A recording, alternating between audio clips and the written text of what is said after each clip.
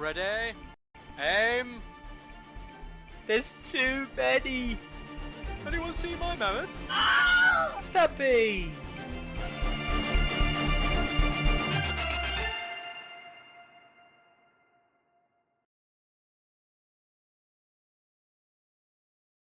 Hello! I'm back. This man's I'm back. Yeah. It's Monday, right? It's Monday. It's another Tourney Ground. We've got so many interesting things to talk about this week. You'll have to fill me in. I've been literally in the middle of nowhere, camping and trekking through Yosemite, so I am in a bit of a black hole.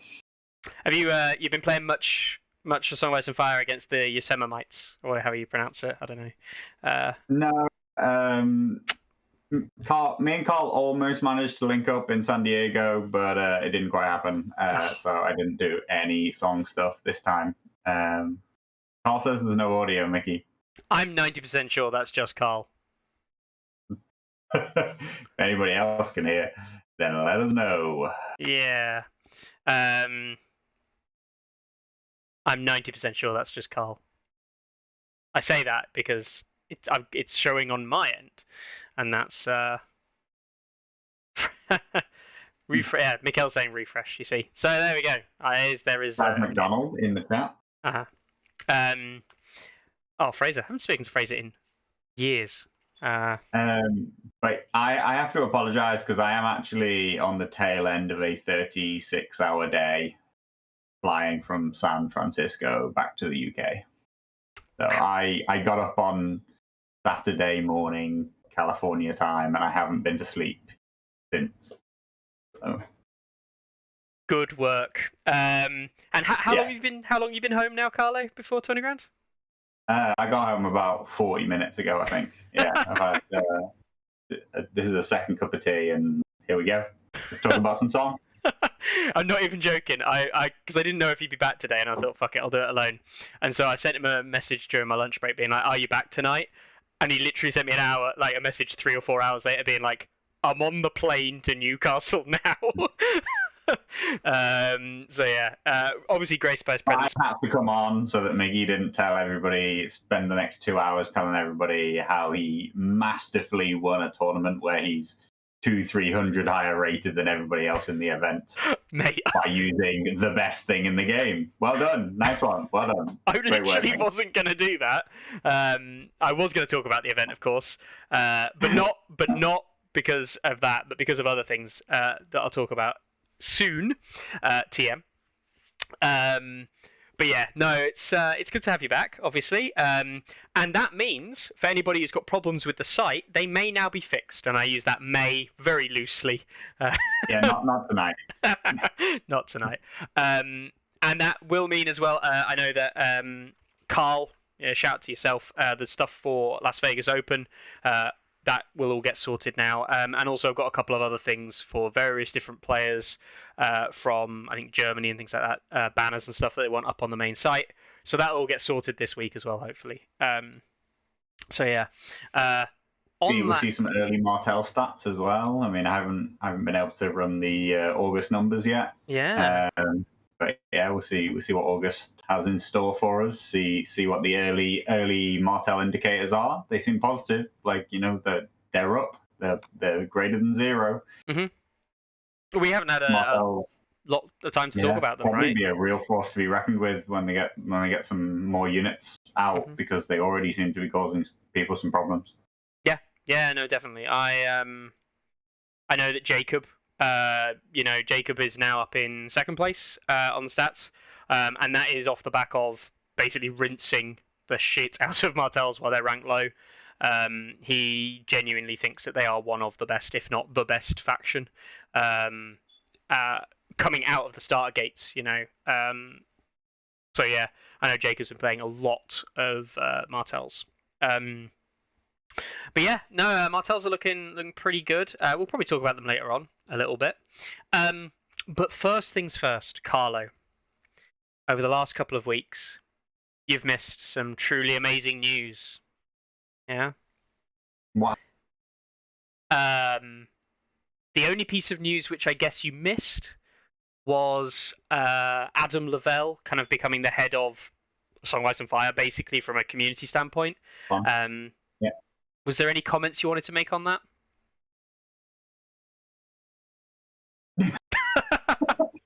No. I hope change will happen. I'll believe it when I see it. Mm-hmm. Yeah. I'm looking forward to it. Hopefully, it will be a good thing. Obviously, myself and Carlo don't deal with anyone in Simon really, but we know Chris, and Chris has been dealing with Adam on behalf of the LGT, right? And Adams has seemed responsive to Chris, so it's a positive thing. Outside of that, literally nothing has happened in the last week in terms of news for A Song of Ice and Fire. Oh, that was it. Did you see the other piece of news? The names of the things that might be coming out. Nope.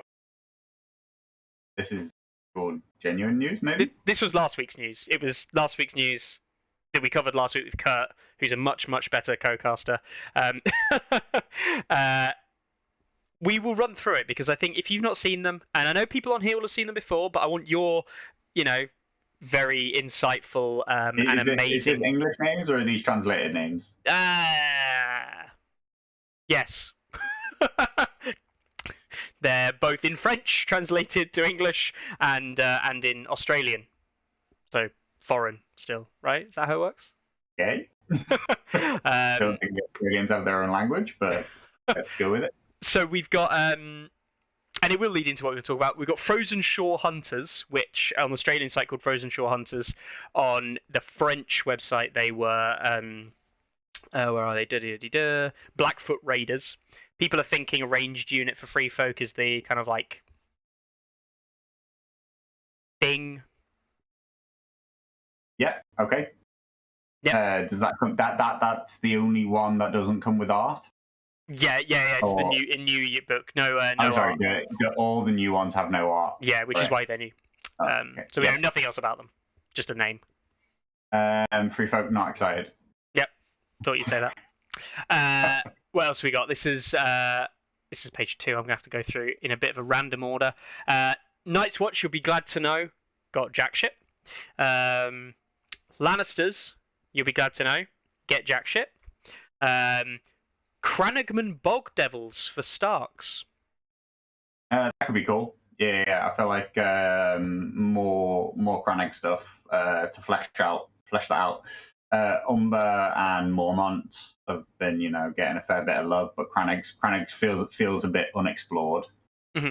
Other than you end up with a Cranag keyword all over the place because of because they have multiple characters that infer it, even though there are very few characters that infer Tully or Umber, etc. It's weird. Yeah. Tully's a weird one because there's one character and 2 units, and Cranag is one unit and 3 characters. So yeah, no, that's good. I'm happy with that, and I quite like the Cranagman playstyle. When I talk about 9 activation Starks, it's heavily based around Cranags. I like Howland as a commander. Yeah, I'm all for that. Can I say that? It feel really weird. I like Howland as a commander. This is like throwbacks to 1.6 Nightmares. All right. You like him when he's not the number 1 dominant thing in the game. Yeah, fair enough. That's fair. We still have no record of Baratheon Hero 3 and 4. I was speaking to Gav at the weekend at Redcar. He doesn't know. He's not heard anything about them on the horizon. Martells, they have these 3 names that we've been given: Starfall Knights, Starfall Outriders, and Dune Vipers. Cool. Yeah, pretty much. And house. Outriders, maybe. I'm thinking bow cavalry, right? Maybe. More. Yeah, I mean, they're all Stark out. Are they called Stark Outriders? The Stark Outriders, and they're melee. Yeah. And there's the Dothraki Outriders, which are ranged. Could go either way. What are the what are the 2 Night's Watch called? They're called Vanguard and they're called Trackers. Yeah, I'd say. I think I think they'd really fit a Night's Watch tracker style unit. Actually, I mean, you could pluck Night's Watch 6-point trackers with mark target and just dump them straight into Martells, and it'd be a great fit. We'll see what they are. Dune Vipers are a spear and net unit spoken about at Gamma. This was the unit that was revealed at Gamma that was meant to be in the starter box, and then it got changed out for what was called the Viper's Guard, which aren't the Viper's Guard, they're the Dervishes, as we know them. So, Awful Knights, be pretty interested to see, I guess, where they come out as. Knights feels up at Knights of the Castle Rock. Tully Cavalier's end, as opposed to down at the like Highgarden Lancer end. You know what I mean? We're assuming they're mounted, right? Some people saying they're more like Rose Knights or something, could be foot troops. I'd like to think they're heavy knights. I'd like to see a Martell heavy knight coming out early. I'd hope they're cavalry. But... Yeah. And of course, Carlo, just so Marwyn is slightly more depressed on a Monday. Where is Starfall? So I do know Starfall because it's on the second edition Game of Thrones board game. It's either when you've got the bit at the bottom, it might be the bit that's over by Highgarden, or it might be this bit. It's one of these two ends, I'm sure. Okay. And it's quite significant. It's one of the few keeps in the south, but Dawn doesn't really get played. Yeah, in the game, yeah. Dawn is the sixth player that gets added to the game, so he doesn't really get involved. It's nearly always AI run. I've never managed to actually get 6 people to sit and play the second edition game. But yeah, I guess most of my geography actually comes from the board game by Fantasy Flight. Well, you've played the card game though as well, right? Yeah. And I mean, Edgelord himself, Edgelord Maximus of Westeros, the Darkstar, is from Starfall. He is the Lord.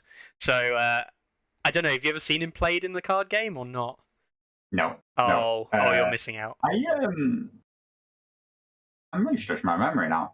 Yeah, Martells are in the card game. There's 8 factions in the card game. I swear they are. They must be. Yeah. I think they are.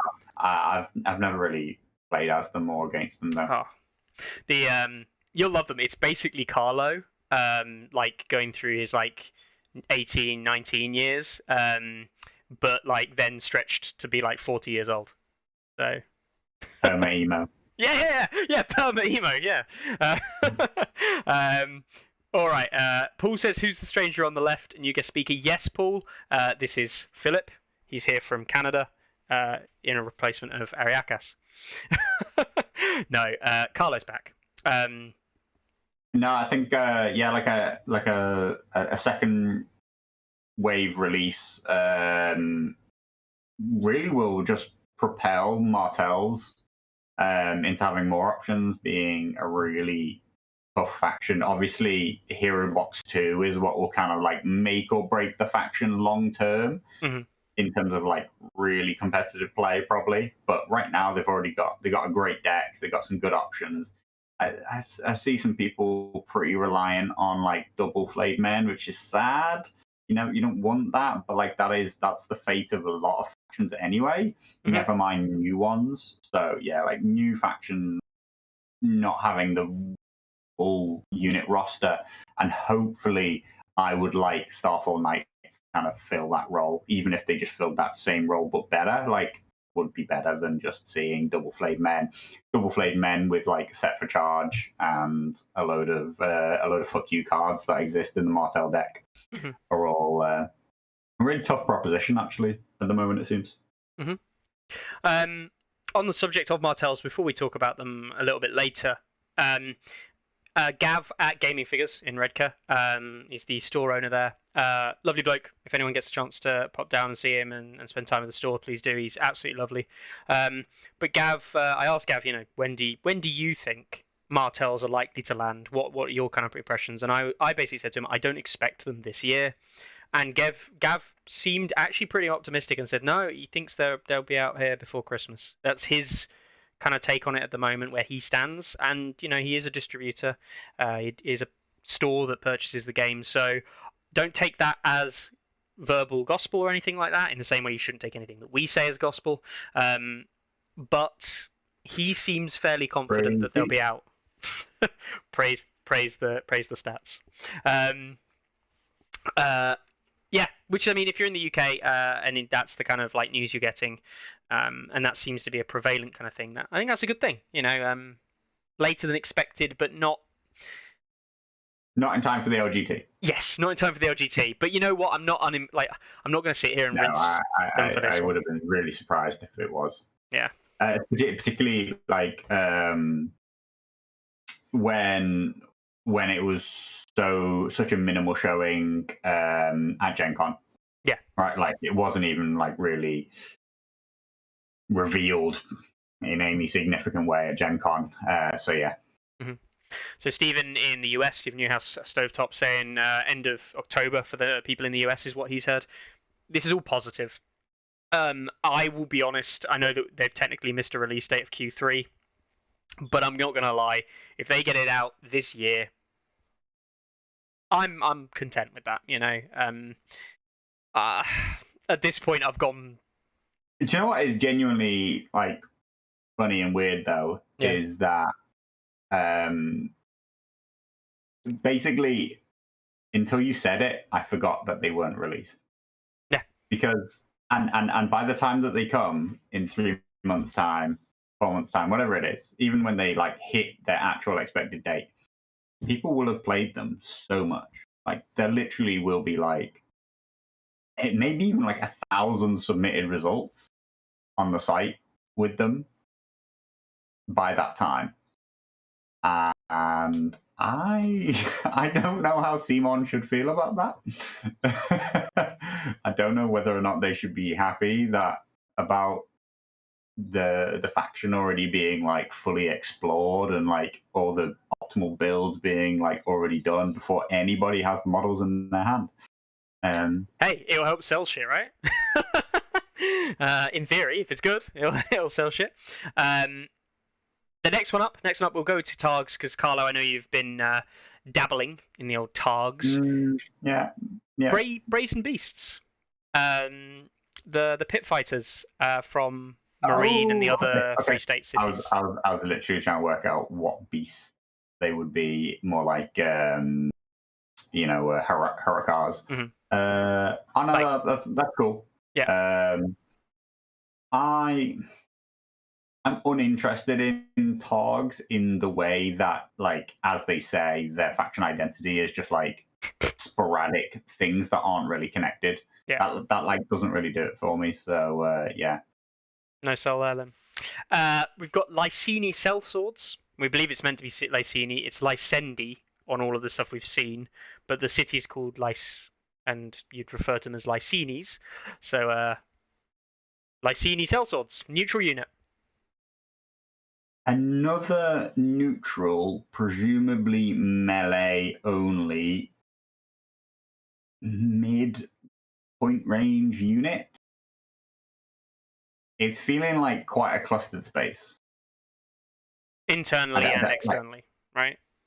Yeah. Even within the neutrals themselves, we're already talking. What are we talking? We're talking cutthroats, Stormcrow mercenaries, Bolton Blackguard. At 6, so those are at 5. Obviously, the adaptive coming in at 6. We've got the Blackguard and we've got the Bloody Mummers. Yeah. Coming in at 7, we have the Swordsman, the new Golden Company. Yeah, and the Dervishes. And Stormcrow Dervishes as well. Yeah. So I don't know where, like, if they're coming in at 8, you're thinking 8-point infantry, that's dead on arrival. Like, do you know what I mean? Like, you probably don't need to see the stats unless it comes with Relentless. You're like, well, what's the point? Generally speaking. And so we're now trickling up on probably a melee only unit At 6. In that Or point 7. range. Yeah. Unless the fabled 4-point infantry melee fodder that everybody wants, but like no, it's not going to be. Surely not. Surely. If it is, rip the game and all the balance because everything just suddenly got very different. Yeah, I think things will change massively. And I'm getting roasted in chat by seeing they're not technically pit fighters. They are the City Watcher Marine. They wear beast masks though, right? Because they don't want their identities to be revealed because they get garroted and killed by the Sons of the Harpy when they do all their nighttime murders. And Desmond says 8-point infantry unit versus flayed men. That's a lost fight. Yes. And Sir Arthur Dane, who I've not heard from in a long while. LGT last year, as I think, if it's the same person. Yeah, man. Where's the Brotherhood? Thoros and Thundering? I mean, we had the Viper. The Viper's finally coming out. I think everyone's like hype. It's the Viper. He's probably outside of like John, maybe Rob, to some extent like Mance. Maybe he's Drogo, Danny, Renly Stannis. Nobody cares about Mance. No, but like as a commander, like these are characters from the books that people are like, oh, he'd be cool as a commander, kind of thing. I don't think anyone was like that impressed where they were like, oh, great John commander. They've been like, oh, great John, he's a commander, cool. People still, I think people like looking at most of those main characters, right? Eddard, obviously. Mounted Stannis, mounted Jaime. Yeah. Come on, where are they? Yeah, mounted. Like everyone just fucking loves Jaime anyway. Mounted Jaime, yeah. Oh yeah, boy. Mounted Jaime's missed his chance. Mounted Stannis is coming. Yeah. Mounted Stannis is coming. Again, more on that later. Pod, why is Pod not in the game? Beric, Thoros are the two characters left now of like the main book and TV series as well that are kind of like really just not represented at all. Yeah. I can't think of any major roles within the TV series that aren't represented outside of Pod and those two. Mounted Pod. Mounted Pod. Mounted Rob, maybe. Mounted Loras, yeah, maybe. Jousting Loras. I tell you this, the only other character technically who was like a major part was Missandei in the TV series and the books, and she's obviously coming out in Targs 3. So, yeah, those are the only ones I can think of. Hot Pie. No. Gendry? Yeah, maybe. Bit of a nobody. Yeah, but like Gendry fills the role of like 20 unnamed bastards. in the TV shows, yeah. All right, so we've done Starks, we've done all the others. I think the only other thing was that was it. Yeah, that was it. So those things there, randomly appearing on some predate lists and things like that. Is that got you a little bit excited? Something post Martell? So what we're talking a triple Martell release, a neutral box, a Targ box, a Stark box. I know, on a free folk box. Oh, on a free folk box. Yeah. Yeah, sounds fair. Sounds like a quarterly release. I would love it to be Q4, but probably Q1, right? Yeah, most likely Q4 to Q1 next year is the kind of thought process. With Martell's being Q3, Q4 this year, you'd think. All right then. So I said we talk about some stuff. I'm going to talk briefly about Redcar first and get this out of the way and done. Redcar was great. Obviously, kudos to Harbo, Adam, who's running it on the day. Great event. I really enjoyed myself. It's the DMG guys, as Carlo can attest to, and they're all lovely guys. The venue, it's the same venue we played in last time as well, Carlo. Lovely little venue upstairs above the store. Chilled atmosphere. There was no time, like it didn't feel time pressured kind of thing. It was just kind of like you play your game, you move on, whatever. Mickey says, but I mean, I had a sneaky look at the results, and I'm pretty sure you played a game that was like 3-3 or 4-4 or something like that. 4-4. So Yeah, we'll talk about that in a second. There was I played against Harbo himself round 1, and that was fun. Harbo's a lovely guy, and it was nice to finally play up against him in an event. And he did adopt his YOLO down the mid strategy, and he rolled a 1 for a charge when he needed a 2, and it lost him the game. and that was basically it. Was he playing Greyjoys? He was playing Greyjoys. Yeah. And oh my god, like, it's not a good list, right? I personally don't think it's a good list, but kudos to him. He ran Euron in Reapers. He ran Asher in the Bowman. He ran Commander Jaqen. Euron or Attachment Euron? Commander Euron. Commander Euron, okay. Yeah. That's slightly better. He ran Jaqen in Silence Men and finished it off with a Vic Reavers classic combo. And he ran Balon NCU, running effectively a list that works without Greyjoy Box Hero 2, right? Which is, of course, the limitation on the LGT. Yeah. I like it because I like Reapers as a unit. I want to make them work. I think they can be fun to work, and I like them mechanically, how they work, but they are bad.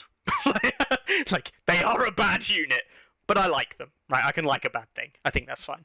So I like the list, even though it wasn't the best. And yeah, the Silence Men kind of charged into nothing, and then everything died. Yeah, that'd be that game. I played one of the other guys from Dead Meta, my second game. Yes, Anchors down there, who is relatively newer to the game, and he played his Lannisters double Flayed Men list. More on double cavalry again. Bruce Lannisters with double Flayed Men Glory Seeker. This double heavy cav style thing that we're seeing more and more and more. He's running it in Lannister. And Mag, 8 people.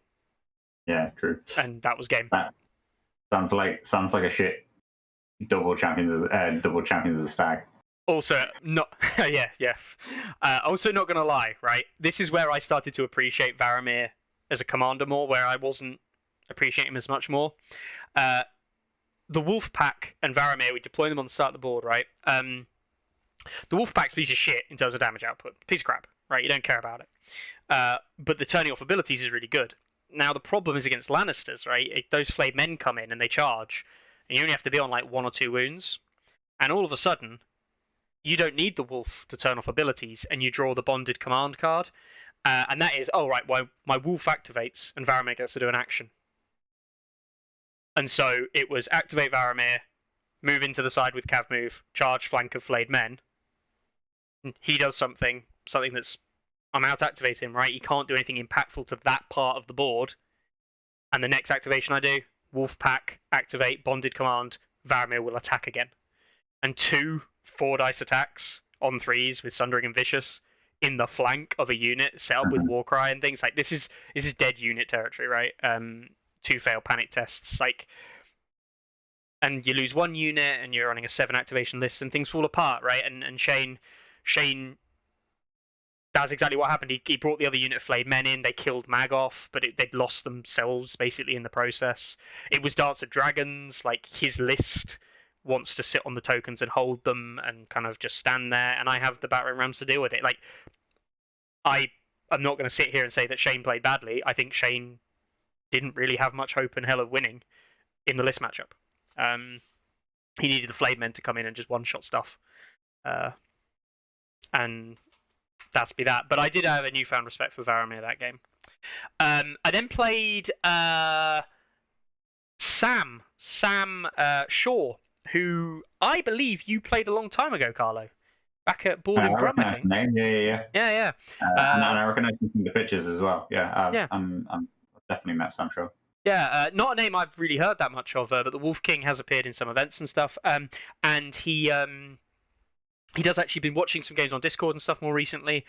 So it's nice for me to put a name to a face and kind of like work it all out. And and actually try and work that. And yeah, he's a lovely guy. Games in Sheffield with Chris Baker, Chris F&M. So yeah, lovely to play him. And that was a really close game actually. He ran a Donald list rather than the Hunters, and he played in exactly the way that most people would look at in Feast for Crows and go, "That's really dumb," but from a high level, makes a lot of sense. He kind of walked up to a token with Donald and stood there, and we both stood on one objective per round for the first couple of rounds, and nothing happened. And eventually I was able to bring the activations round and flank him and then get the upper hand. But he'd weighted the game out so well and like tempoed the game so well with offal and things like that, that eventually it ended up kind of just, it was safer for me to play for the draw on the round we were on and win by table points on board than it was trying to risk it for the win. So I just played out the draw and won with table points.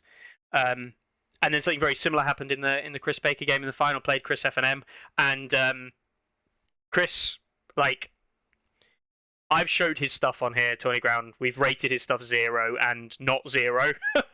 I got the chance to see what basically is his fully painted army for the LGT this weekend, in the flesh. I'm not going to try and describe it to you in words. You've seen the images here. I can't describe it well enough. And it's really interesting because Chris, like, he's on one hand he's like, yeah, they're all right, and on the other hand he's willing to sit there and like tell you all like the intricate details of how he made them. Like he was saying the other day, one of the guys, Lucas Aurelius, right? Luke with all the amazing Starks from the US. Luke had approached Chris and asked Chris about the Baelor Sept base and stuff. And Chris said he literally wrote like several pages and took photos and things and were like, use this thing, don't use this thing, do this, don't do this, and like literally wrote like a full-on guide for Luke to use so he could go for like these miniatures that don't look like they're pinned and magnetizing the bases and things like this. I mean, I have a huge amount of respect for Chris. I mean, there's obviously there's a crazy amount of skill and knowledge and like time and effort that have gone into that, and I think that he's spoken to a lot of people and shared that information with a lot of people, and like is really helping quite a few people in the Song community up their own game. Yeah, not just by like setting the standard really, really high, but actually by like helping on an individual basis. I will say another thing as well. He's very annoying as a painter. Because all of these skills that when you're learning how to paint, you look at it and go, oh, wet blending, that sounds hard, I won't do that. Chris literally was like, oh yeah, I just paint models. And he was like, yeah, I first learned to wet blend like when I first did Gregor. That was my first time I've ever wet blended. And you look at it and go, what the fuck? My first time I wet blended, I just ended up with a messy puddle on the miniature that I have to like wipe off. He's superb. And he said, I've never learnt to airbrush. I've never used an airbrush. You wouldn't believe it with some of the quality of stuff he gets. And also, I will give him this final shout out. You will see skulls on the bases of his units, right? You will see tree stumps on the bases of his units. Did you know that these are all things he's hand sculpted and made, and now he literally just reproduces them from sculpts that he's made and then cuts them up and uses them? I was aware like of the sheer amount of stuff that he sculpts, and he's proper old school. Molds and cells right on his Etsy store and stuff like that. Yeah. He's proper old school. If you do have the chance to check out Chris Baker's Etsy store, do check it out. I will share a link with it, except I don't have one. So I'll share it in the Discords and stuff after Tourney Ground. But do check out his store, and if Chris wants to post a link in chat, he can do. Some of the stuff he makes, certainly if you're in the UK, you know, it's really good stuff. And he's lovely bloke, absolutely lovely. And we played a game, and it was end of round 3 that we were approaching the end of, and time was getting near. And basically, I looked at the board and said, right, we're going to go for a draw. It's going to be, I think, like a 4-4 draw or something. If we have time to potentially play another round, Chris, if we rush through this one quickly and get it done, or we can just decide, end the game now, basically, and be done. It is the last game of the day. We're pushing on 6 o'clock. and I would win. He had no activations left. I'd win with points on the table, or I would potentially kill the mountain with a charge, and then get to contest a unit of Lannister Guardsmen, which would give me a standard victory over a minor. And I said, look, it's a raider charge. Okay, you're vulnerable. It's a raider charge into the front of Gregor. I'm probably not killing you. So I was like, I'm happy to call it there and not take the risks. And we did, and we got the draw. Points on top board. There was nothing Chris could do at that point, unfortunately. And yeah. And the consistent part, the one consistent part of these games ending on round 3 still seems to be Mickey. No. To be fair, the game. How is it not? How are you not the consistent part of playing tournament games against other people and them ending on round 3? Because they didn't. The game against Samshaw didn't end on round 3. It ended on round 5. That was a round 5 draw. No, I'm talking about the games from previous tournaments. Previously, Durham, and the consistent thing is that you're involved and the game ends on round 3. Well, it's interesting. So Chris versus Brian. Chris beat Brian McGonigal, beat his Mance list in the round before, and that went over by about 15-20 minutes.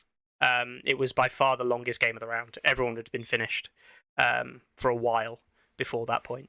So, and even my game, which I said literally went to time, and we had a draw, we'd finished like good 5-10 minutes before they did, at least. So yeah, it was just good play, and what I would consider good play, but definitely does show the need for chess clocks, which I'm happy to play under. So yeah, my turn. We'll see in a few weeks' time. Yeah. It's funny because when I play with chess clocks, unlike Carlo, who spends less time and then loses, I spend a bit more time and then win anyway. Sag. No. I'm not. I spend time because that's what, as Carlo would make the observation of, you spend time because it makes sense to spend time and win games. Not because I'm better. It's because if you have longer to think about it, it's going to be better for you. And that's a good reason chess clocks should be used at the LGT. Certainly for the Invitational, which I'm a big fan of. I think it's a good thing. Yeah, no, really good event. And the actual thing I wanted to kind of really point out, though, was some people saying like negative experience, this, that, and the other. And there was a moment in one of the games, I think it was against Sam, or it might have been against Chris. And I just looked. I was sat down and I literally just looked down the table. It was me and Chris on table 1, Sam, and I think it was Brian. Can't remember who is it. Sam and Brian on table 2, maybe. I can't remember. And Steve was down on table 3 playing against. I can't remember who Steve was playing. Anyway, I kind of looked down this kind of like row of the top tables, and then I kind of looked around the rest of the hall and stuff. And I got there's literally this impression.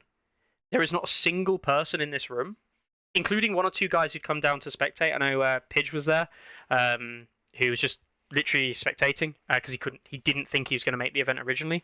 Aaron was there earlier in the day, who was working unfortunately, so couldn't make it. Gav obviously there, and I was like, there's not a single person in this room I wouldn't play a game of A Song of Ice and Fire with and have a good time. You know what I mean? Like, there are 17, 18, 19 people here today, and not one of them is a dickhead. And it just made me realize, being back out there, that the community is really good. You know what they say though, Mickey? If you don't know who the fish at the table is, then you're the fish.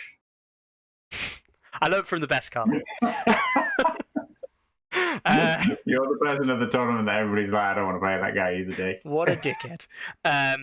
No, I was really happy, and even better, I was ashamed I managed to miss out on playing against Steve because I really want to play against Steve. But I have to give a shout out because I said I'd rinse him.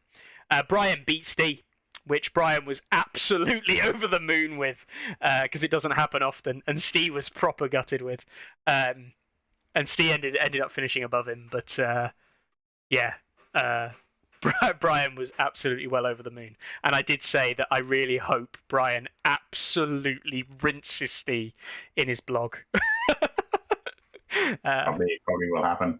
Yeah, No, I'm looking forward to that. But no, it's a fantastic event. Really enjoyable.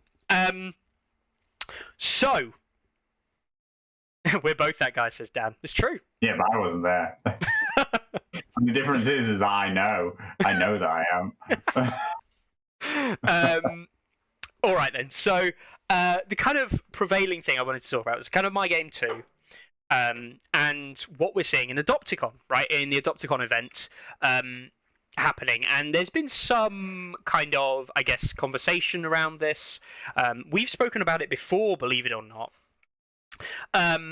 but it is the prevalence, for want of a better term, of double heavy cavalry lists doing well. I'm going to see if I can find the Baratheon. Here we go. Is it Zach? With his Elden double champs, his Stag Glory Seekers. And we've seen double flayed men Martells. We have seen double flayed men Lannisters. We've seen Knights of Castle Rock running in some cases because of the existence of Poor Fellows. They're running triple Castle Rock, Poor Fellows, and a bunch of shit. We are seeing the prevalence of heavy cavalry, and if we look at the power rankings specifically of units, you are seeing. Let's just turn it to units for a second. Raiders up there, Warrior Sons up there, Chariots up there. No fucking surprise. Queen's Men up there, and then you've got Champions of the Stag, second unit up there for Baratheon. Shaggy Dog up there for Starks, probably not a surprise. Mountain that Rides, cheap activation up there for Lannisters. And your next lot, Bolton Flayed Men, Castle Rock, Tully Cavaliers. Your heavy cavalry are making basically the rest of the top 10 up in terms of options. And none of the others are the surprises, right? The Warrior Sons, Adam thing is not a surprise. Raiders and Frozen Shore Chariots, I mean, everyone can tell you Chariots are pretty busted. They're pretty busted. Raiders are just Raiders, insignificant. Raiders have always been at the top, because they're insignificant. People will win games because they put insignificant spam on the board and go, you can't win by killing me, and then people don't win because they killed them and didn't kill them enough, right? I'm not going to sit here and wax lyrical as to why Raiders get seen high results all the time. Cold Hands up there, as you'd expect. Hunters up there. None of these are surprises, but I think heavy cavalry making this cut, it's a good thing, right? I want to say it's a good thing. Some people are saying no. Some people are saying they don't like these double Champions of the Stag, Glory Seeker style, Turtle, you can't kill me style cavalry lists. Yeah, I mean, I guess it would feel better if the cavalry were winning by their offense rather than by their defense. Because people don't see cavalry as being a grindy unit, right? Yeah. But when it comes down to it, cavalry in the game right now are one of the grindiest units. Well, I mean, just forget the concept of infantry and cavalry. Really, to be honest, one of them is a unit that has 2 ranks, which means that its profile doesn't decay really in the same way. Doesn't necessarily mean better or worse, kind of depends. In the case of Champions of the Stag and Flayed Men, you've got a better decay effectively. Mm-hmm. You're taking 6 wounds before you aren't attacking at max ranks, and then you've only got 1 secondary rank, which is almost always better than infantry's 3rd rank. Anyway, you've got a different kind of profile. But in reality, what you're mostly bringing is an all right movement speed, a 3 up armor save, maybe a 2, a good morale, and on top of that, for a really cheap price, get this extra movement, which is incredibly important for not just your threat range, but also to ensure that you don't get charge blocked, to ensure that you don't get outline of sighted, so that you can make an attack at all, which is where elite infantry fall down, which is they can just be blocked in so many different ways. So cavalry just are functioning currently as elite infantry. Really, like Yeah. in my mind, like you can argue with me and say that the lance cavalry, the Knights of Castle Rock, and the Tully Cavaliers are a bit different. That they are, based heavily around their lance damage rule. But unless we're talking about Highgarden, like really light lancers, basically all cavalry is actually currently sat because so much of the damage output of the game got tuned down. They're just sat in like sustained combats, and they're winning them, and they're bringing extra stuff that elite infantry doesn't. Like, why would you buy an 8-point infantry unit when you can buy an 8-point cavalry unit in a sustained combat? They're both as good as each other, and the cavalry one does other things as well. Mm-hmm. Yeah, I mean, we talk about engagement range, much higher engagement range, the ability to choose a target much more easily.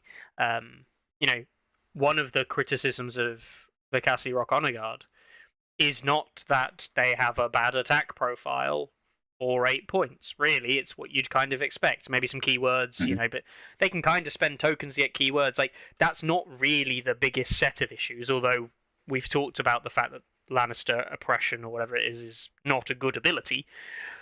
The problem is that you're paying 8 points for a movement 4 infantry unit that isn't cavalry. Like, that's actually the biggest issue, is that why would you ever take this over flayed men?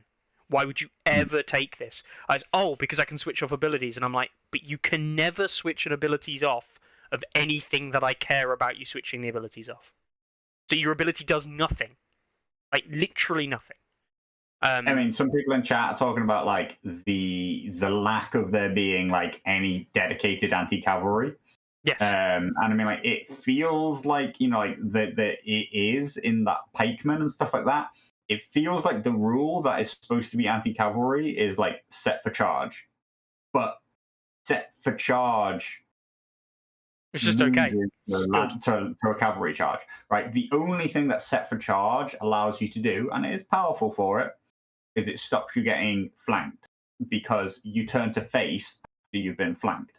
Now, that is powerful, and yes, it does counter cavalry a little bit, but in reality, like, cavalry they're just happy to just charge you straight in the face. The attack that you make offset for charge, even on like something like Unsullied Pikemen, generally not powerful enough to give any real second thought to the charging cavalry unit. So it's better for clearing out like trash. Like, it's a free attack to clear out trash. Like, the way I view set for charge is almost like a ranged attack as you're running in. That's what it's almost like. Because you don't get and Lands are right, which is the best use of set for charge as a card in Martells now, is used on flayed men. Like, when your flayed men get charged, like, flayed men have one of the best attacks in the game, because of the way Intimidating Presence and Vicious stack to force through damage. You've got like an okay attack profile with very high potential of another 3 wounds going through on the panic too. So yeah, like I can see why people don't like the 8-point cavalry doing well when it's flayed men and champions of the stag, because they're not quite performing the battlefield role that you think cavalry should. Yes. Shall we put it in that way, right? Yeah. Like, yeah. So they're not smashing holes in enemy lines on big charges. What they're doing is they're walking up the board a little bit faster than infantry and just going, all right, charge me. Yeah, like, and then I'll bang you out. And if you do charge me, I'll just bang you out. Charge me, I'll fight you. We'll just stand there and fight, like, and I'll win. And thematically, I mean, like, historically, it works. Like, it does work. Like, knights were just better than footmen. Like, like they were. Well, that's what they used to do, didn't they? again, Dan will probably rinse me for this one, but I'm sure someone had told me when I was younger that the reason you saw knights in medieval combat were always deployed on one of the flanks and everyone is left or right, but both people always deployed their their cavalry on their respective left or right. So what you'd do is run the cavalry into the levy of the opponent and just kill a bunch of peasants, and then you'd be like, all right, you killed the peasants faster than we did. All right, we lose. Off you go then. And that used to be medieval combat, which is why a lot of people didn't, like knights, got captured and didn't die a lot, and famous people didn't get killed a lot, is my understanding anyway. So yeah, when it happens, and these heavy cavalry just kind of shrug off footmen and generic bloke with spear. That's kind of what they did, yeah, as you say. Yeah. But yeah, I mean, I don't know what the fix is. Like, then you like us, right? Like the prevalence of double flayed men, and it just comes back to neutrals are a core fucking issue in this game, right? Yeah. If neutrals are good, then it's a core strategy for everybody to use. Yep. And it's just a question of, hey, here's this really good fighting block. Mm-hmm. What deck and what commander and like ancillary character NCUs do you want to fill around it, right? Like, so the prevalence of flayed men, despite the fact that they're not their ranking isn't as dominant as it used to be. No, 500 ELO at one point. Yeah, they used to be like the number 2 rated thing in the game, right? Yeah. It was like Baelish, and then, or was it Tycho back? Whatever. They've always been in and around that top position, right? They've always been wildly utilized, and it's not that they're too powerful in a total sense, in my opinion. It's just that they're invalidating so many other choices. Mm-hmm. And invalidating more or less variety. So, flayed men, definitely so. Mm-hmm. I have to admit, I like it. Not because it's not that good against free vote, right? I like it because I'm sat here, and Kurt said it in chat earlier, and kind of we're in agreement with. We're in this weird position now where people don't. I think Carlo, it's probably fair to say for yourself as well, even though we don't really care what is the strongest, we'll just play whatever the strongest thing is. I think people are now just a little bit fed up of meta after meta after meta, balance after balance after balance, of it simply being activations are still damn good. People want a game, or they want it to be at least a while where there's a benefit to running lower activations. And we're kind of seeing that with the double cavalry lists. We're seeing 6 and 7 point activations doing okay. They're not doing absolutely garbage. So are you talking about 6 and 7s now, or are you talking about 8s? 6 and 7s aren't doing garbage necessarily, right? Okay. I know. Well, Baratheon, is it Baratheon 6, right? Isn't doing garbage in particular. Are you talking about a 6 and 7 activation list, or are you talking about 6 and 7 point units? 6 and 7 activation list. Right, yeah. No, I accept that. I thought you were saying the 6 and 7 point unit range was doing all right, because it's not. No, and that's the problem, what right? we're still seeing is 8 and even 9 with the 1 point attachment units. Yep. Becoming worthwhile, but they're still supported by 5s and 4s. Yep. And as many NCUs as possible. And just like people are so stacked into the 6 or 7 activation range with 2 or even 3 just like mega fighty tanky units. I mean, hey, look, like it's been a long time since this happened, but I still believe that the removal of Walder's ability to turn off all abilities was a much more monumental shift in the game than people gave credit for. Oh, I agree. Like because the game would feel very, very different, although we would again be back in this case where everybody would be using Walder, right? Like everybody would be using Walder because 100%. Walder would be your one way to just be like, hey, one of your super mega 9-point units, yeah, no abilities this round. I mean, if you actually think every round. No, if you think of Walder in the current meta, right? This is how I'm saying Walder is in the current meta. Ranger Hunters with Watch Captain. Yep. Rip. Mance lists. You suddenly don't have Mance. Yeah. It doesn't mean the list is shit. Wouldn't be a problem for the meta anymore. No. What else you get? You get Champions Stag. You wouldn't actually touch Champions Stag because it's the base stats that are the problem. Yeah, the base stats are actually great. Yeah, but things like Queen's Men and stuff, then maybe limit those a little bit. Lightbringers get maybe hit. Shaggy Dog, well, if he still does the 1 damage, Shaggy's on to 4 wounds now, so definitely don't use Walder on Shaggy Dog. That would be a mistake. But things like Cold Hands. Cold Hands would become a little bit shit because he's just a 4-point walking activation at that point. A lot of the units we're seeing, my Harmathens, absolutely obliterated by Walder. I'm trying to think of what else you would.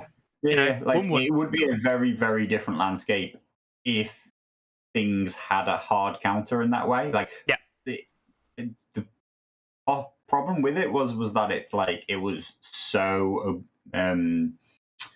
ubiquitous. It was everywhere. It was such easy access and such easy use. No setup, no nothing. Just put him down and just like bang this unit. No abilities this round.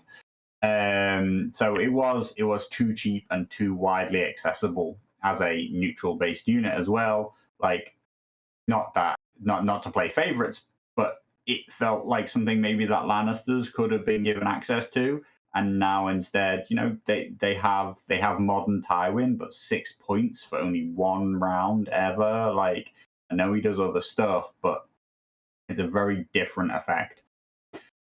I think that it's interesting that we are seeing lower activation units perform, lower activation lists, 6 and 7s, and people complain, but the stats still say that higher activations are better. Yes. So, at what point, are we going to just accept units for what they are and accept that somebody's paid loads of points for that unit and it should be powerful, right? It's a 9-point unit at that point. It's 2 of your units. Yeah, it should be good. And we see Baratheons here. 6s are they're holding a 50% nearly. That's, believe it or not, that's a good result for a 6 activation list. But Baratheon 7s at 55%. That's good. That's a good win rate. The thing is, it's not the best in the game, and people sit here and say, but Night's Watch or Free Folk, it just loses to Free Folk, and I'm like, yeah, because activation spam's still the best thing in the game. People say, but how do you beat Baratheon heavy cavalry? And you just go, how many activations are you running? Because if you're running 7 or 8 activations against it, you probably won't. Run 9, because if you can get 3 activations over the top of it, or 2 or 3 activations, champions of Stag are being attacked in the rear. At that point, you just outmove them. And I know people always say this every time. We'll do it. And Carlo, just before you went away, you played against Dan. And yes, you rolled 1s for defensive saves on Champions of Stag, right? Using one example of one game is not evidence, right? But I can successfully sit here and say that Carlo got pretty damn miffed when Dan used a 5-point unit to kill effectively an 8-point unit over the course of 3 or 4 rounds, because they just dodged, ducked, dived, weaved, and trapped. They did. Yeah, Chronic Trappers, absolutely, they battered my Champions of the Stag 1-on-1. Just no support. Literally no support whatsoever. I mean, there was support. I had tactical approach. Oh yeah, sorry, yeah.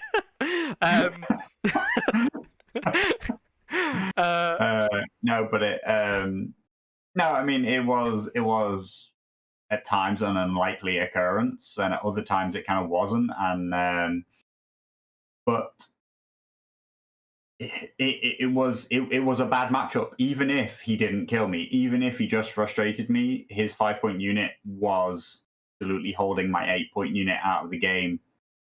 But again, like it's not evidence because No. like I was still able to win that game on the strengths of other units and other combats. Like, and that's the thing. Like Mhm. that if I'm as the Baratheon player obsessed with the success or failure of this Champions of the Stag unit, then I could lose the game while doing well with the Champions of the Stag. Or in the total inverse, my opponent, if they're obsessed with killing these Champions of the Stag and minimizing these Champions of the Stag, they can achieve that and lose the game still, right? Yeah. Like when people often like they dislike how kind of cold I am about the result of the game. Yeah. But to me, like that's all that matters. Like, yes, I enjoy the game. Like, I play to enjoy the game, and I don't just play to win. But when it comes down to it, I don't care how you felt about the game. Mhm. If you're like, oh, your list is really, really, really, really powerful, yeah, I mean, I did win.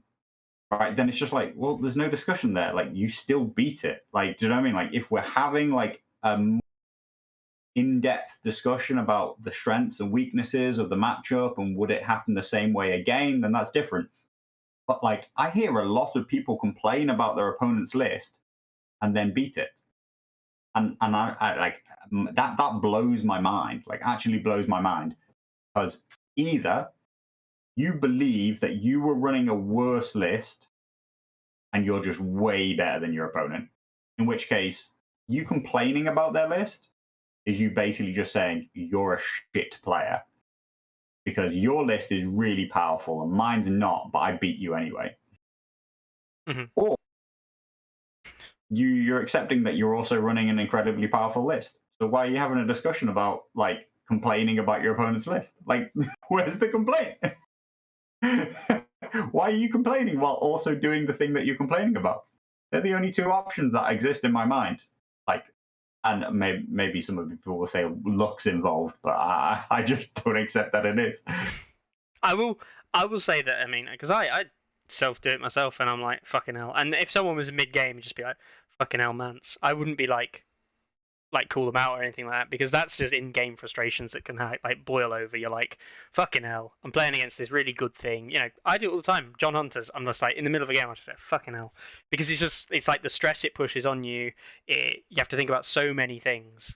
I'm not going to sit here and say it's a pleasant matchup. It's really fucking not pleasant.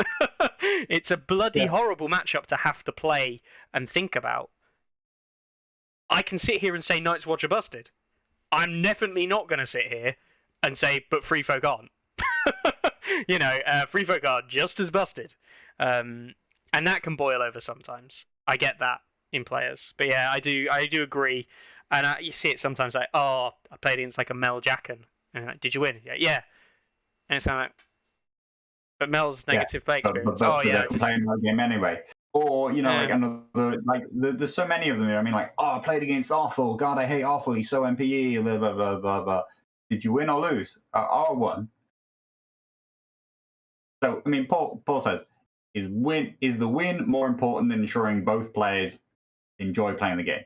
I mean, for a start, like, I think that's a really weighted question, right? So, like, important to who? Right? Like, because one person has to win. Mm-hmm. Both players do or don't have to enjoy the game, right? Like, one person has to win, one person has to lose. If you come to accept losing as enjoyable, then you can both win no matter what, right? Mm-hmm. It's just your mindset towards the game. Yeah, winning doesn't have to be the cause of the enjoyment. Yeah, what I'm trying to say, Paul, and probably, in my tired state, not really getting across very well. The win and the way you feel about the game need to be separated. You need to not enjoy or not enjoy the game based on whether or not you win. But you also need to be logical about whether or not you won when you then reflect on the game and particularly reflect on your opponent's list. And I see a lot of people complain while winning, which I think is the worst possible combination of all the things. Like your weighted question seems to say that like one person can win at their opponent kind of enjoyment expense. But in my opinion, that will only happen if they win while also complaining. Mm-hmm. Or win while cheating. But like, you know, kind of hope that part never really comes into it. Yeah. And yeah, Melkor's most recent thing there. Every faction in the game is something annoying that someone will find MPE, and I do believe that to be true. I can list off countless things which, although not directly said, this is NPE and like literally black and white, you can just go onto Discourse, Reddit, Facebook, and you can probably find X number of things that have been said by some player somewhere that they don't enjoy playing against.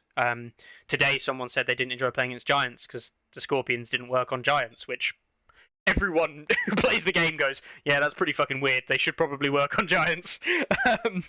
But someone says, oh, they don't like playing Giants. How do they beat Giants? And it was kind of like, as a Night's Watch player. And the response was kind of like, well, if they're running like 2 or 3 Giants, just run anything else in Night's Watch and you'll be fine. And then in other hands, and it's like, you know, oh, but Mel's NPE, how'd you beat Mel as NPE because she just burns you from across the board? And I'm like, are you running stuff with good morale? Oh no, all my stuff's morale 8. Well, maybe you want to start by looking there. Or, you know, maybe you just accept that you're morale 8 and you're going to lose models and you find a new strategy. And things like that. Offal always gets complained about. Who else? Who's not actually strong? Because obviously people complain about Mance, but like that's justified. That is justifiable. He's the strongest commander in the game. I'm trying to think. But for me, the difficulty has always been, in my opinion, and this isn't like just universally I'm right, other people are wrong. Like I understand that this is not like an extreme opinion, but like not necessarily just like everybody accepts this. In my opinion, players should never have to self-regulate the list that they play. That is the job of the designers to not create balance, right? I should never have to come into a game and be like, oh, well, we like playing like a friendly casual game here, guys. Like, should I use my shit units today? Like, no, like all units should be good. All units should be valuable. All units should be viable. And therefore, you should never complain about a list that I've put together, is my opinion. Mm-hmm. And that is quite an extreme opinion. There is no list in the game that you can field to me which I will complain about your list. Because I can also play that list. Or I can play equally powerful things in practically every faction. Most factions, right? I will say, though, that if you're going for a looking for game or I say casual game, you know, just as a game club and stuff like that, I do respect, you know, as a player like myself who might be practicing for LGT, you know, I'm practicing for some big events coming up, maybe. I have started asking people, are you running like LGT style kind of competitive stuff, or are you just playing a game?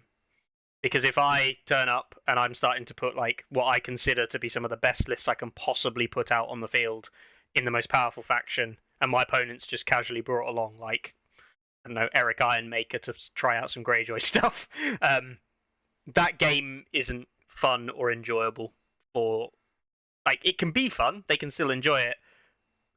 It's barely a game, right? So I have started asking that, and a lot of people will say, "Oh yeah, tournament's fine," or like play serious, whatever. They're not. Most people are not bothered, and I'm not asking what they're playing, but you don't want to rail on a guy that you don't know that well, especially if they're a newer player with some kind of like top tier stuff.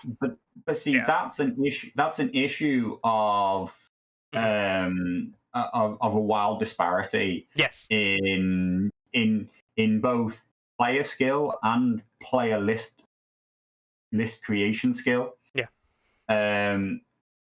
So like that's a different issue. That's the game being a blowout because it's not an even matchup, and that again is a problem.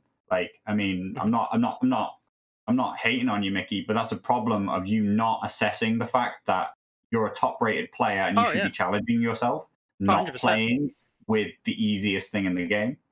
Oh yeah, I mean, if it wasn't for LGT practice, if you want to run a specific list to practice, that you're going to run it in a tournament, and do you know what I mean? Like, sure, but like, and yes, that is a thing, but I just think that if you're playing a completely new player, not everybody, not 100% of everyone, but like, not a lot of top players really push themselves. They don't explore a lot. Like, I see them running a single faction a lot of the time. Do you know what I mean? Like, and I do think that the game is good.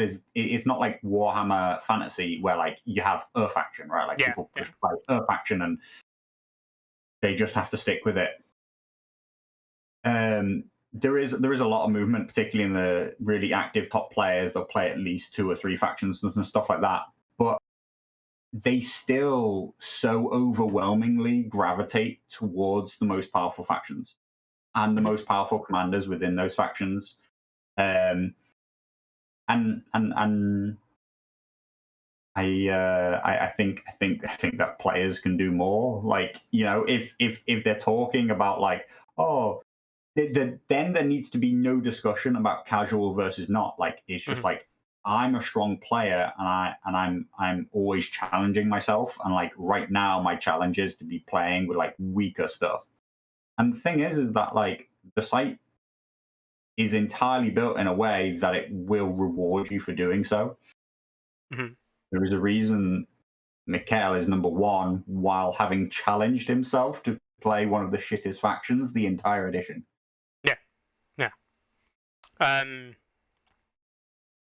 Yeah, it's interesting. I think, it's the whole point of the badges, right? The whole point of the badges is to get people to play different stuff, to try different things. Commanders, hey man, I will sit here and happily say that I played into Night's Watch with Eric Ironmaker, and fuck me, Eric is bad. I put 100 ELO on the line over those 3 games, and I lost every game because Eric is proper shit.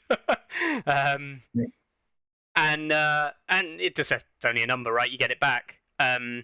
But like, mate, there's experimenting and then there's experimenting.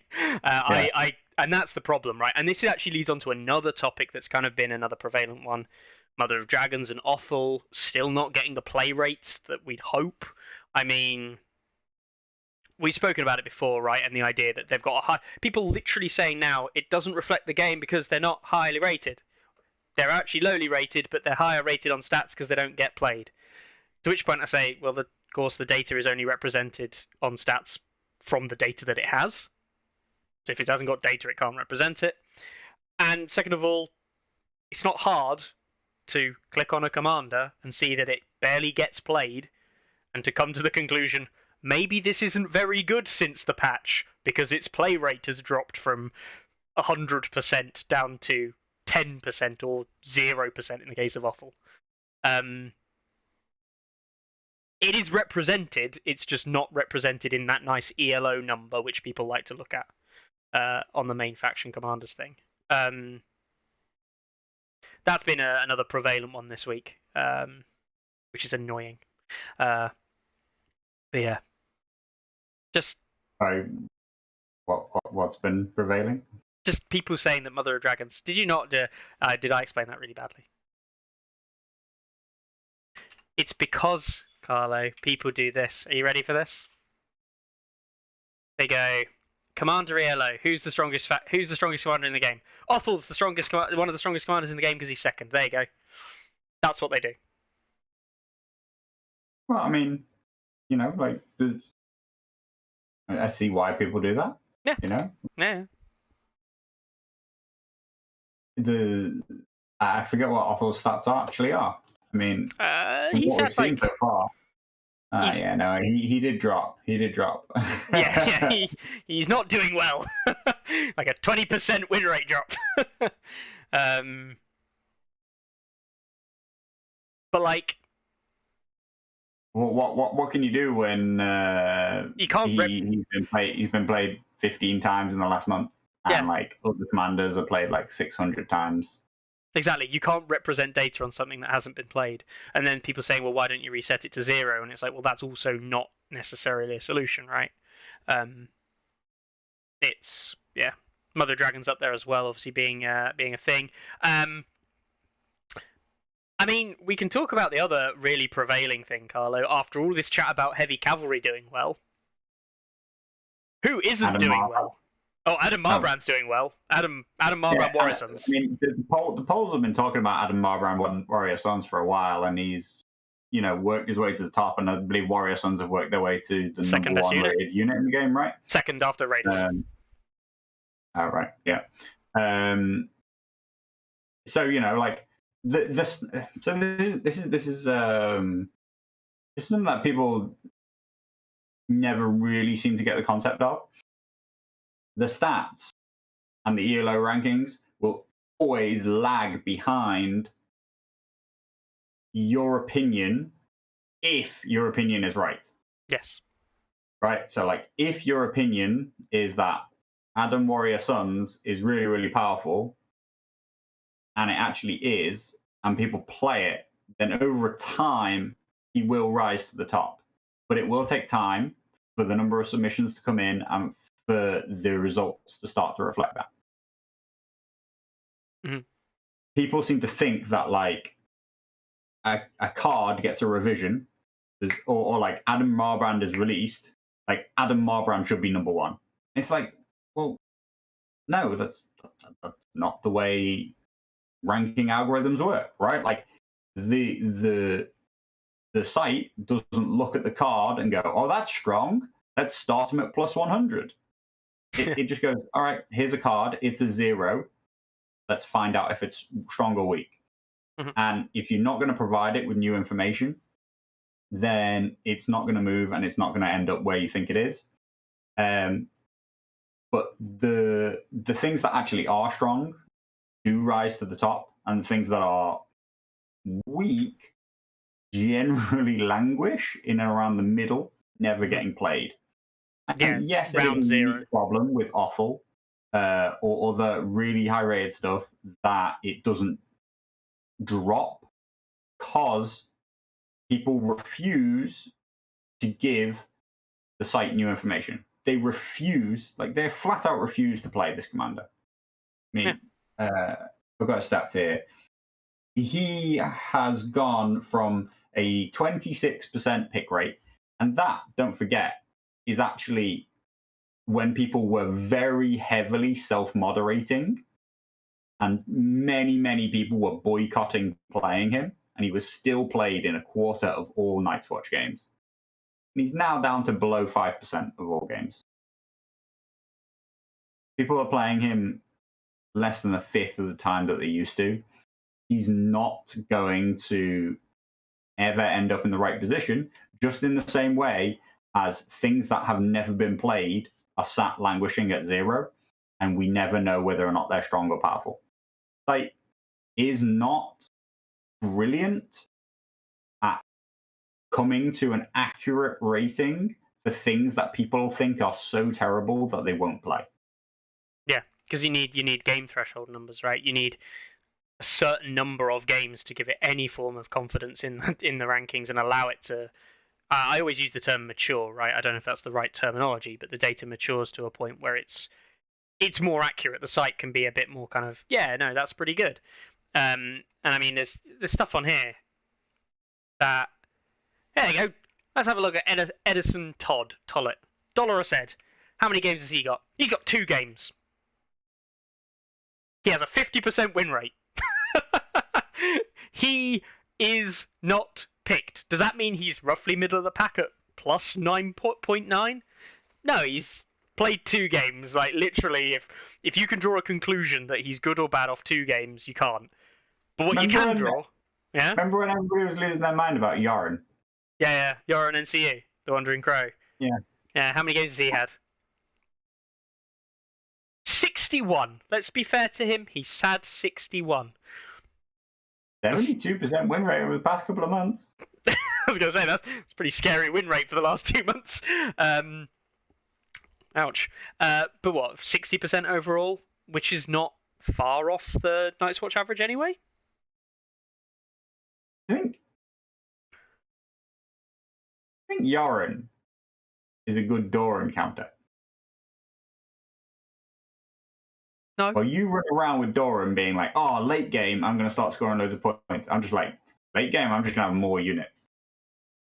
And while you're faffing on, like, going to take in the right zones, I'm just like, yeah, I'll take crowns again. You take your zone, I'll take crowns. You take your zone, I'll take crowns. Blue, you block crown, well, I'll try and block yours. Maybe it works, maybe it doesn't. I haven't really thought it through. I forget that Yoren's replaceability is only on crowns, isn't it? I was thinking you have to replace every time with like Yoren in order to get the tokens, but you don't.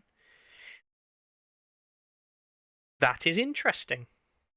Yeah, because that is interesting. As Kurt says, they're both applying pressure to the tactics board, and they're both threatening and applying late game pressure. But does it really? But basically, like, it allows you to play far more aggressively, as you'd hope. It allows you to play far more aggressively as the Night's Watch player, knowing that you'll be able to bring in these reinforcements at the end. I guess the problem you've got is, can you afford to give up 6 victory points? In theory, assuming that Doran does his thing. Can you afford to give up the 6 victory points and then win anyway? Probably just not, right? No, that's the problem. That's the problem with Doran. So Yoren, you know what? I wonder if Doran would be balanced if it was a 1 point. Would anybody play him if it was a point around, not 2 points around? Don't know. I'd have to see. I haven't seen enough games with Doran. It's interesting. Like, Jacob doesn't use Doran in his Martell list. He typically doesn't run Doran, and that style of gameplay, he uses a Harmonella kind of just, I'm going to beat you on the field. He's shit. Number 2, come off it. Number 1 loser.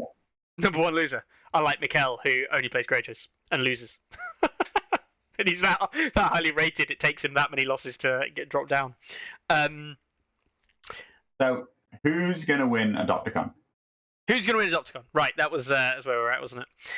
Who's going to win Adopticon? Let's actually have a look at it. Currently at the top, we've got Dakota, Mikkel, Wands, Rhaegar's doing well. That's good to see. Bob, Lux, Jesse, Brett. You know how many rounds it is? I did know. I think it's October the 23rd. So they've just started round 3. Round 4, round 5, round 6, round 7, round 8 rounds, I think. You think it's 8 rounds? You think they're going the whole way? I think it's about 8 rounds, but I think that depends if they're doing the whole 128, right? So I'm guessing they're not going to need that for 59 players. They might only play 6 rounds. Don't actually know. I don't know. I mean, you don't need any amount of rounds in an ELO event. No, you don't. You can play 1 round. But if they wanted to play a 128, they could do a 128. Like, if they wanted to play a full bracket at 128, I guess that was the original plan, even if they don't need to. But then it sort of defeats the purpose of it being ELO. I know. Whatever. Yeah. I'm not running it. 5 rounds, says I Willy Bunks. never Willy bet Bunks. against Larks. I mean, I'm going to pick Larks, which is actually a little bit of an outside pick, considering that Mikkel's there playing Greyjoys and Larks sitting there playing Greyjoys and currently got a lower TP. But That can yeah, I'm be going to go Larks. a I had TP. a quick look. He's already seen off Jacob in the last round. So yeah, I'm betting on Larks. I haven't even really looked at his lists. I just rate dash Germans. You got a pick, Mix? I don't. I mean, if I was to be super honest, I like Larks's odds. Seeing Tom already lose to Mikkel. Tom Tyler with neutrals, I thought that might be quite a good pick. There's none of the meta stuff, and Tom Tyler with neutrals is pretty damn good. He can take meta stuff on with those neutral lists. You can definitely still come back. Like, Yeah. particularly, like, I think he's sitting pretty high for a win-loss. Yeah, exactly. He's at 15th for a win-loss, right? Which is not too bad. So if he hadn't picked up the loss, if he was on double win, I think I'd probably say Tom Tyler was in for a good shout. I think I have to go for someone at double win, and you know what? Fuck it. I'm gonna say Dwan. I'm gonna bat my boy ones. I don't know if he's able to beat Mikkel in like a mirror or something. I think Mikkel might be a better Greyjoy player.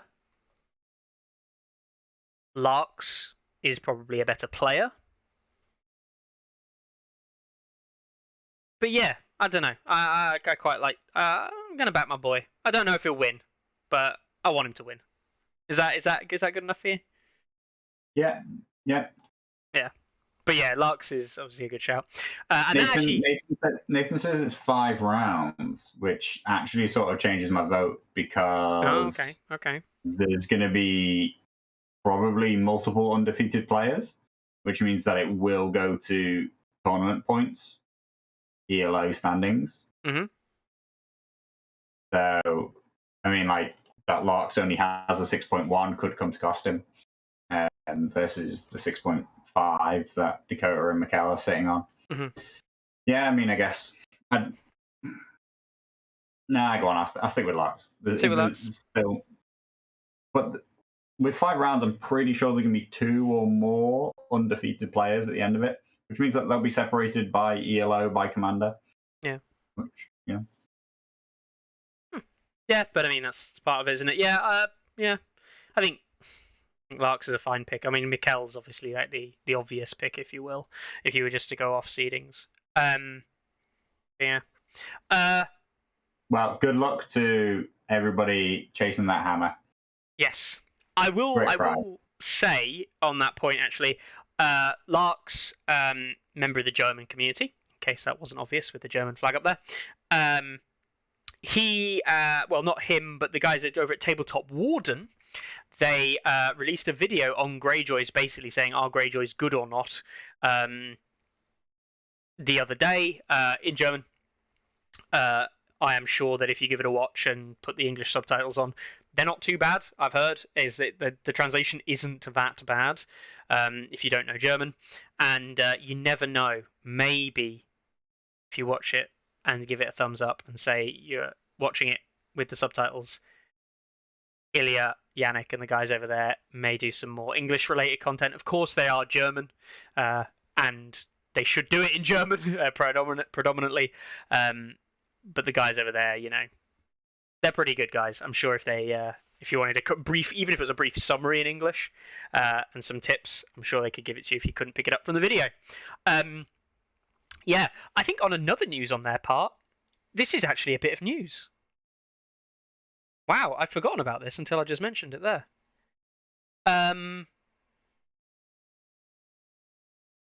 The other piece of news, I think, if I can find it, is I might be lying to myself now. I thought they posted about it earlier. You know those lovely tactics board. Mickey giving out spoilers for everybody else as usual. Oh yeah, 100%. You know those lovely player boards that they had. Oh yeah, the ones from Yeah. German Nationals that everybody was asking about. Yep. I am fairly sure. See, I'm not a liar. I just can't find the link. €25. Not bad. Get that bad boy.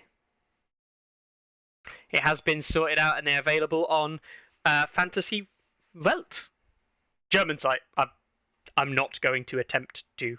So is it roughly like a 4x1 or something kind of thing?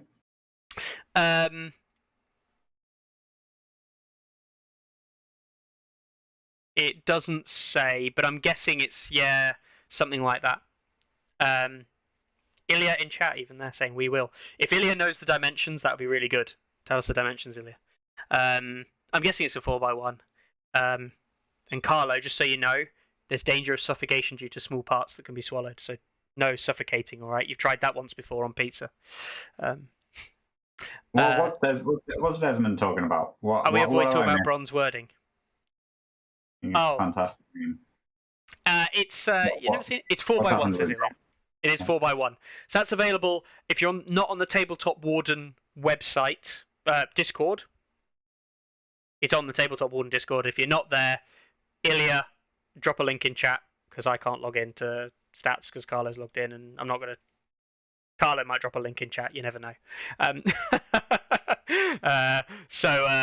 Yeah, that's as available for people to buy. I have no idea if there's a limit to the number that they are selling, or if they're doing it print on demand. Again, Ilya might be able to let us know. It's probably written in German on the site, and I just haven't read it. Or not. I don't think it's written on there. But yeah, if anyone wants one, you can buy one. They were popular. I might get one. I'm not gonna lie. Should we get one for the club? Yeah. Why not? Yeah, cool. What's going on with Bronn? Come on. What's going on with Bronn? Right, What, it's a classic rules debate, Carlo. That's what's going on with Bronn. Okay. Right? Has his wording changed?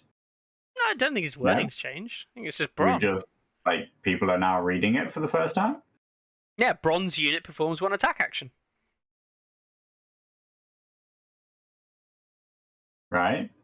And people are saying, can you have more than one Bronn in your list and thus have more than one attack action?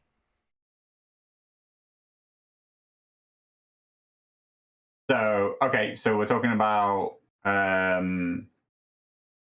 like a Jack and copy or something? Yeah, like a Jack and copy, yeah. What else exists? Renly bring attachment back stuff. Trying to think what else might Each time a friendly NCU claims the bags, you may replace that zone's effect with bronze unit, singular, performs one attack action. Again, it limits it to be one attack action. So I don't think there's anything there. But personally, for me, there's nothing there because it both states the singularity of unit, not units, and then it lists that they can perform one attack action. Even if you could target 6 different Bronn units, they get to perform one attack action, not one attack action each. They get to perform one attack action.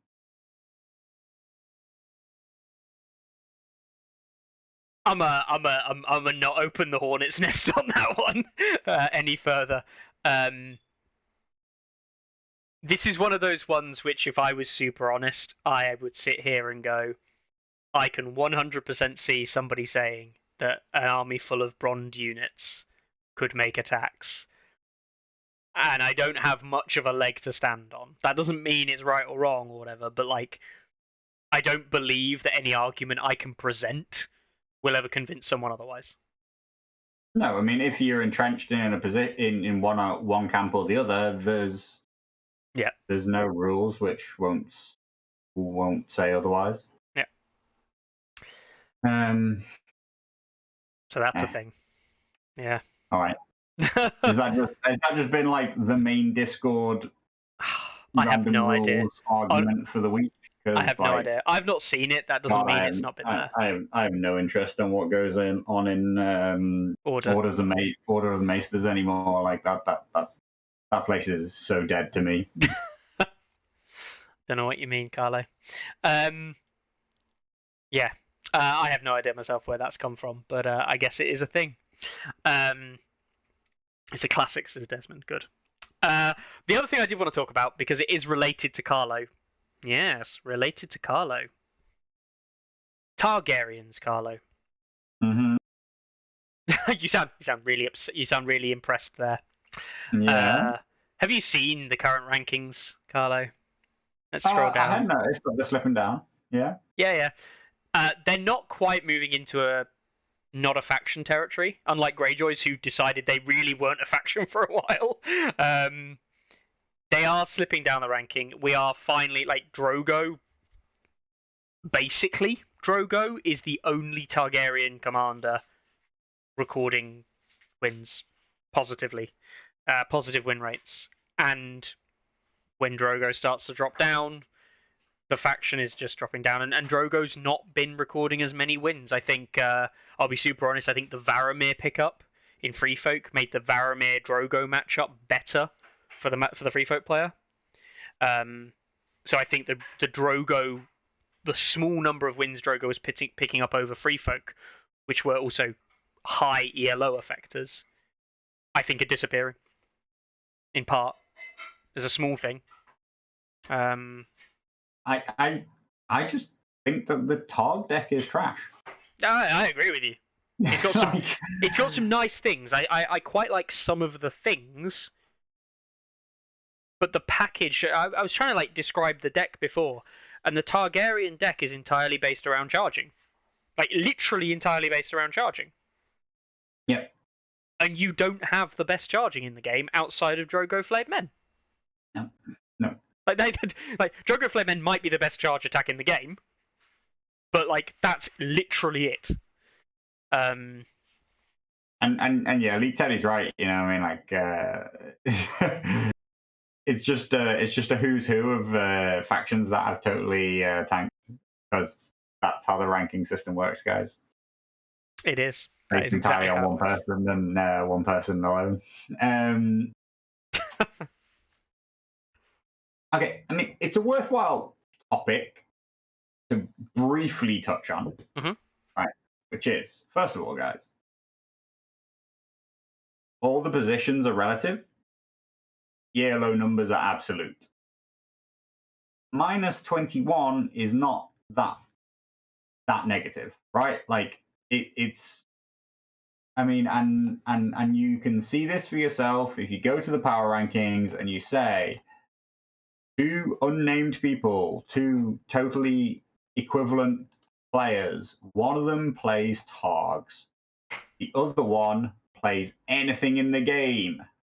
It's a 47 to 53% win rate, right? Like, this is a trash tier faction.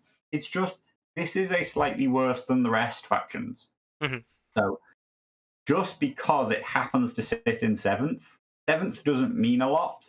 Seventh is just happens to be where they are in the rankings right now. What matters is the number, which is minus 21. Their distance to Starks is not that great. That distance to Greyjoys and Baratheons is also not huge. At that point, they'd be 5th out of 9 if they just gained themselves 20 yellow. Right? Was that like 10 wins or something like that on the bounce? If they're assuming none of the other factions are played? Something like that? 20 points is about right? As an approximation. Really depends on so many things. I know, but... So, they're not that low as a faction, right? Let's just put that into context. Mm-hmm. Just because they are 8th does not mean that they are They're not even close to being as bad as neutrals. No. Right now, at least.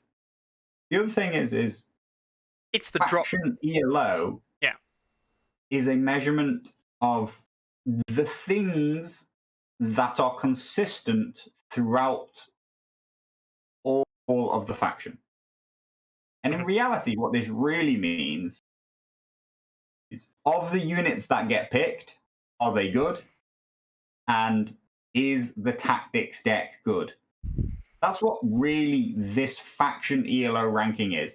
And I have discussed in the past that, like, probably it shouldn't have such prominence on the front page because it's not the most important way to analyze what's powerful in the game right now.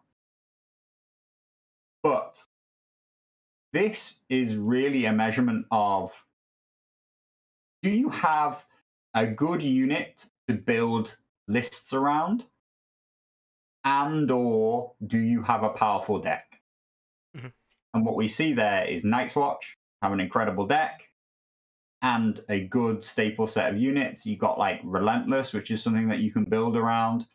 Free Folk have an incredible stable of units, an incredible deck. They're also very powerful. Lannisters are having a resurgence, which is built almost entirely around Warrior Sons as a unit that they can really build into.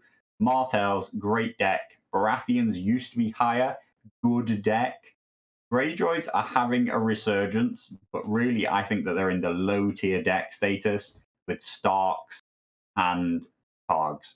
Mm-hmm. And neutrals actually have an all-rightish deck, but everybody else gets to use their units. And if anybody has a slightly better deck, then they'll just do it better. You actually want to know a slightly level deeper of like what is really genuinely performing at the top level. You should be looking at the commander rankings on the power rankings page. This instantly establishes for you that Mance is significantly the strongest thing in the game. Offal, which, okay, yeah, we've already very much discussed that it's very questionable whether or not Offal should have maintained his ranking as high as it is. Let's just ignore Offal because he's basically the same rating as Donal anyway, who is good and a strong performing commander. Donal is a plus 73. Mance is a plus 120. He's almost twice as high as the next thing.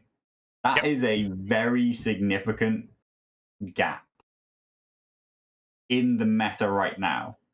Historically speaking, that's actually quite a small value. That's a much closer than it has been in the past between the top rated stuff and the next rated stuff. But you can see how close 2, 3, 4, 5, like there's only 20 points between the next, 7, 2 to 8 are all within 20 points of each other. Mm-hmm. But you have to add 50 points to number 2 before you get to number 1. And that is the dominance with which Mance has at the moment. And that is a step deeper into what is the strongest list build, or at least build around a particular commander in the game. It hasn't even gone to the specifics of what is a particular list style with it, particular units. But we start to see that Adam Marbrand is what's kind of propping up the Lannisters, the Donal Noy. I know people always think that Jon Snow should be higher. He's in and around that region. Mm-hmm. But this is a much more complete kind of gauge of what is the things to be wary of in the game right now. It is actually an interesting and I believe real effect, which is Mance is a very significant impact. Adam is also a very significant impact. So is Eldon as 3 different faction commanders. There is a very powerful generic Night's Watch presence. Yeah. Night's Watch as a faction as a whole are just right up at the top. They have a very powerful set of units, and they have a range of commanders that can still do well with that. There is no standout individual who is just like absolutely their best choice. I've said this before. I actually think with Night's Watch, in particular, the commander you pick is in some ways the least impactful decision you make, which seems really weird because in every other faction, in every other time we've ever looked at the stats, it's been the most impactful thing. The reason we measure a commander, right, and the reason you chose to measure a commander is because it was basically the most impactful thing outside of units, which would be too hard to measure at the time. Commanders, like for Night's Watch, it almost doesn't matter. Almost. Yeah. Now a lot of these commanders don't see a lot of play, and that again is a problem. You know, but like even that Vargo, he saw play. He saw good play. Tournament wins, right? Like at a time. There was a time when he was popular. There was a time where he was winning events. Now it's a niche pick. It's like kind of weird, but it just shows that like the commander is really just bringing like a single extra ability to your list. And yes, John has some very powerful abilities and seems to synergize the best.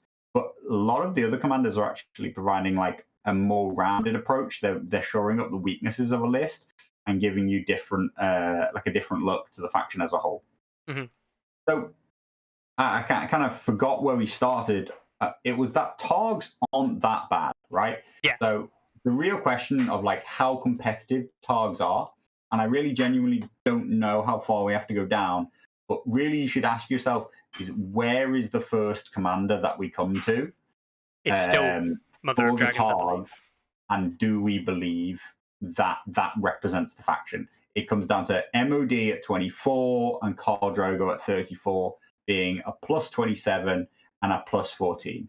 So notice how the faction as a whole is minus 21, but Khal Drogo, and again, MOD, you can argue whether or not you believe that her rating has achieved where it's supposed to be. She gets more play than Othel does as a commander, but it's incredibly low. But Drogo has way enough results to like reach where his kind of like static point is. And so it's quite low. Drogo as the singular best choice in Targs is worse than a lot of Lannister choices, a lot of a lot of Night's Watch choices, a whole range of Martell choices at the moment, and anybody else you want to throw in there. You know, like there's numerous Free Folk commanders above, numerous Baratheon commanders above. There's even the best Greyjoy commanders are supposedly better than Khal Drogo is right now. I think, I'll be super honest personally, I think Drogo will bounce back. I think Drogo will come up the rankings. I think Drogo will see play. And we haven't got to go back that far. We really don't have to go back that far. And this is kind of like the thing we're talking about, like the initial drop of Targaryen. Targaryens were in the top 3, right? They were competing with like effectively the third list in the meta. Baratheons decided to come up and kind of like challenge that. But Targaryens were kind of like, with Night's Watch and Free Folk being the top tier, Targaryens were kind of in there with the club, but basically a second tier faction. It was Drogo. Drogo was a second tier faction. I do believe Drogo will bounce back. What's worrying is that I believe that that's probably the only thing that will bounce back. I don't believe, like, and I know you play around with your kind of memey Grey Worm list, a silly number of activations and things like that. Like, I don't actually think it's that good a list. Like, no. It's not a bad list, but it's not good, and that's kind of one of the best lists you can run, or better lists. Targaryen is a 1 commander faction. Yeah. And that's bad. Like, Drogo that's really needs to bad. start scalping Adam for some points. I really hope Drogo goes and assassinates some Adams. Yeah, but I still don't think that they've got the power to get through 3 Warrior Sons. No, probably not. Jorah Vets can't be caught though, right? That's the thing with Jorah Vets. You'd never catch them with Warrior Sons. Yeah, they'll just run around and and eventually maybe kill you. Eventually, maybe, probably not. Yeah. There we go. And it was a long-winded response, but the point is like I think people put way too much stock into the Summarized numbers. current ordering of these factions. Yeah. And they don't switch on their brains and look at the ranking number. Yeah. And that, a couple of ranking number changes will flip like factions all over the place. But that basically just says these factions are just interchangeable. Then they're as powerful as each other. They're all in the same kind of bracket.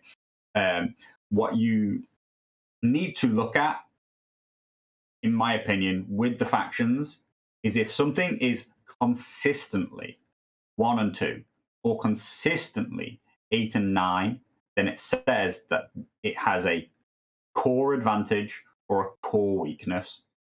And I think that everybody accepts the core weakness of the neutrals. And I think, yeah. I want to just, and this is, I just want to point out, like, if you haven't been watching the graphs, this is the Targaryen graph as a faction, right? Last 50 games. And I know we should be looking at the commanders, but it's what we would refer to as a spiky profile, right? It has ups and downs. It has days where, you know what, it's had a good run. It's had won 3 or 4 games in a row. Oh, but no, then it drops down. It has ELO shift, right? And it's trending downwards. The neutrals, for anyone not watching at home, the data obviously is a lot less in terms of the rate of data for neutrals. But the simple fact with neutrals is that it's not spiky. It literally just trends downwards. It's just trending downwards, and it's got minus 13 in the last 50. Targaryens, who we sit here and just discuss if they've kind of dropped in the rankings massively, in the last 50 games have only lost 33 points. The relative loss is insane. Like, neutrals are bad. Neutrals aren't bad. Like, neutral builds are bad. Yeah, and that's their problem is that they just lack they lack more than half as many options as everybody else. But anyway. So neutrals are bad. They are very consistently at the bottom of this rating, whereas everybody else from Barras, Greyjoy, Starks, Targs, they've all Lannisters as well. Like they've had a churn. They've been low. They've been high. It's as people flavor of the month almost. To different builds. They move and react to what's kind of winning and losing, and individuals kind of like push the faction along and start to bring new ideas forward. Their performance waxes and wanes, but the consistent staples of the entire edition are that Free Folk and Night's Watch are at the top, and that neutrals are at the bottom. Yeah, and they have been flat out constants right since month 1, February of season 1. Mm-hmm. And that's the consistency. That's the thing that you're looking at. Taking a snapshot at any given second and then being like, oh wow, look, Targs are shit, is not useful. Mm-hmm. It's very much data out of context. Mm-hmm. You're just looking at the most recent changes and using the most recent change as a form of an opinion, right? But yeah. Also, I'd really recommend that anybody who's not just like looking for a clickbait comment, anybody who's looking to inform themselves needs to take at least one step deeper and look at the commander rankings. And then realistically, you need to be clicking into those commanders, looking at the data, making your own informed decision about the amount of results that they get, thinking about its popularity, its win rate. Yellow is measuring its impact on the game, like whether or not it's really consistently winning at a high level, is what's going to create a very high yellow. So yeah, take your time, form an opinion, look at the data, and try and form an opinion. And if like people want help forming an opinion from the data, that's the kind of thing that like I can discuss with people. But I just find the discussions are very much just like, here, this thing, bang, look, it proves I'm right. Yeah. Which is so not useful. One thing I guess we'll tackle as like one of the later things for today is. I hope it's yeah, it is. It is the last thing before tournaments and stuff. Is Paul Spurgeon said in chat, with changes making sudden and profound changes to the things like play rates, would you consider flattening the data or flattening the curve of the data or whatever you want to call it, effectively restarting the data collection from zero for future editions or for editions going further? What do you think? I know we've spoken about this before, but I mean, unless you say like, if you talk about a new edition, then yeah, sure. But if you're talking about a balance patch, no. The answer is no. That's never gonna get us a better answer. Because in theory, the amount of things changing is quite low. Therefore, yes. I mean, like even when loads of things change, less than 50% of the game changes, and so lots of what currently exists is more valid than a complete unknown zero value. Having Othel at 0 would be just as bad as having him at second, at 70 points or whatever he's on. Yeah. Except that people read the first 5 and then don't bother to look any further. The only reason why anybody cares that Othel is misrepresented. There are plenty of commanders that are misrepresented because they never get played. But people care when he's at the top. Yeah. Because they only read the top and they don't even bother to look any further. Yep. That's the long and short of and the moment why Othel is a unique problem. Yes. But he's not unique in his problem, which is commanders just don't get anywhere near equal enough play rate. And it doesn't take 2 seconds to click on Othel and find out that, oh, his play rate's really low. He used to be high and now he's not winning. You can probably fill the rest of the analysis in yourself. All right. Okay, then. We will start to round up then for this week. I'll show you this image here, first of all, which is really good because what I've just shown you there is an image that is back to front. Yeah, that's great. So if anyone can read that, that's super, super amazing. It's also in German? It is in German, and now I've turned it the other way. Let's back to front, upside down German. So if you can read it, I have no idea. This is something that Killerpin, one of the guys who was attending German Nationals, asked me to put together for him. There's an event happening in Leipzig in October. This will be on the front. This will be on the front page of stats eventually when Carlo gets it sorted. And when I give it to him. So that'll be in October in Leipzig for there. And he did ask me if I'd give it a shout out, and I said I would. So there you go. If you're in the German area of Leipzig, 32-player event happening on the weekend of the 29th and 30th of October, which I believe is roughly the same time as the French Nationals, I think. So, feels like the same weekend. Yeah. So there you go. If you're in the German area, that may be an event for you. All right then. We also have coming up a little tournament called the LGT. Not very big. LGT hype is hopefully going to build. Like I'm going to be focusing on the LGT over the next 3 weeks, and we're probably going to do an episode just on the Invitational, do all sorts of stuff building up to it. Yeah, just haven't been able to be ready for it since getting back. Yeah. So, next week. Yes, next week is where we're kicking it off. Stuff to talk about. Yeah, lots of LGT.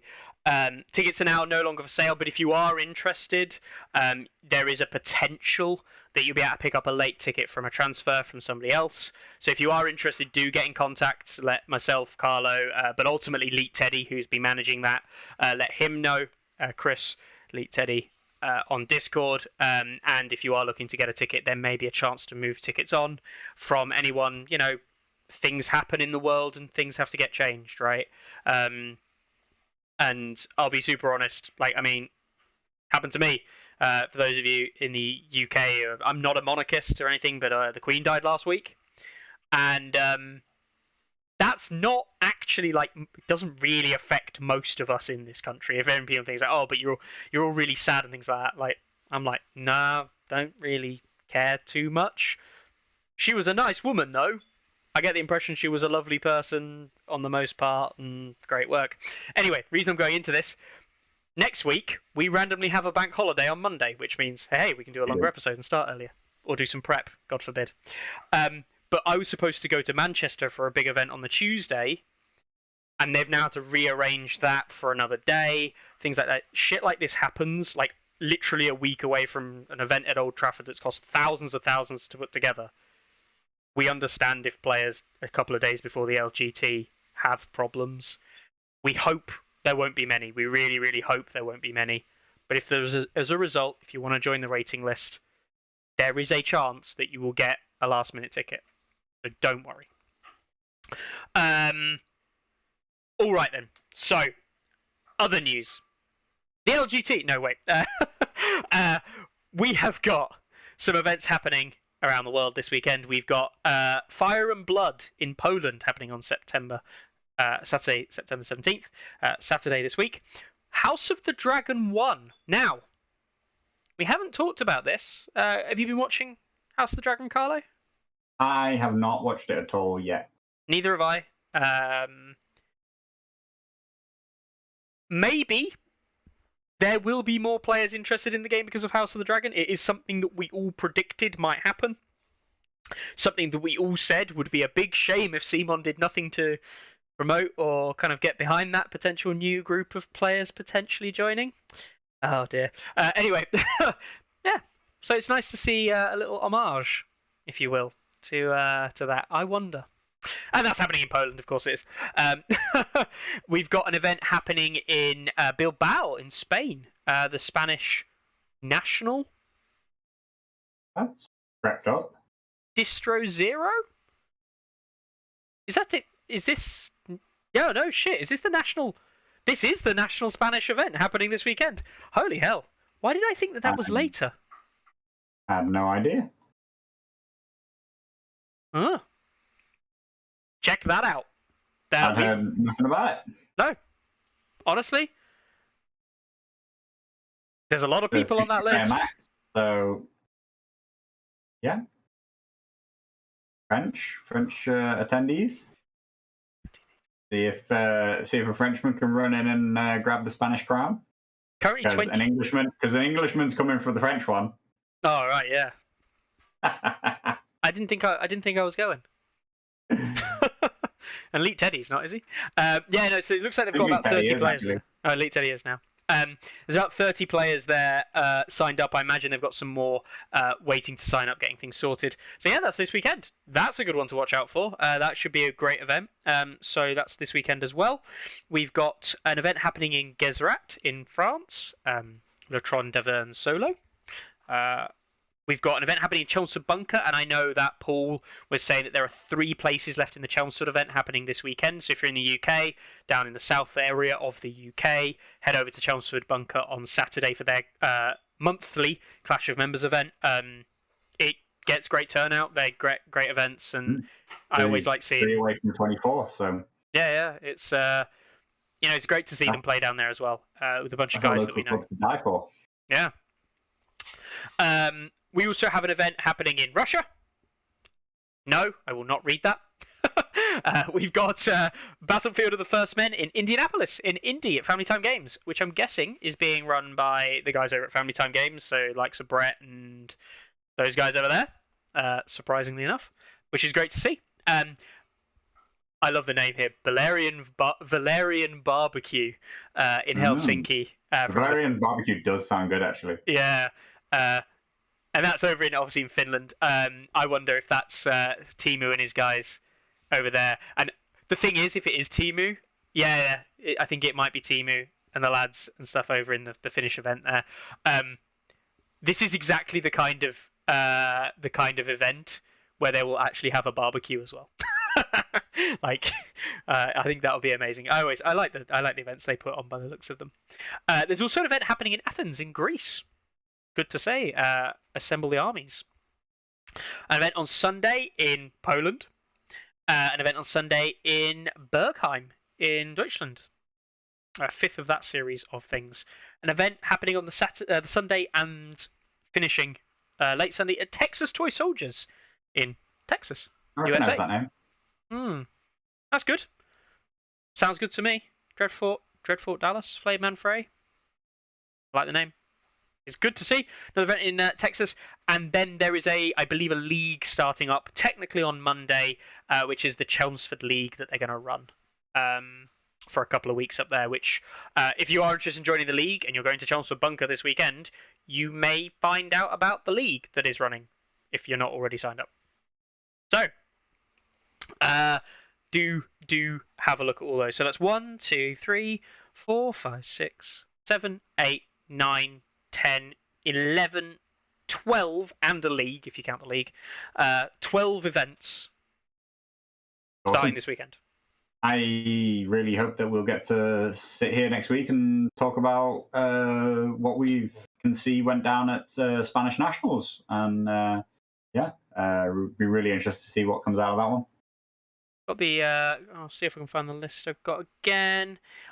Is there anyone on the list there that you're thinking is pretty strong shout for winner? Whoops.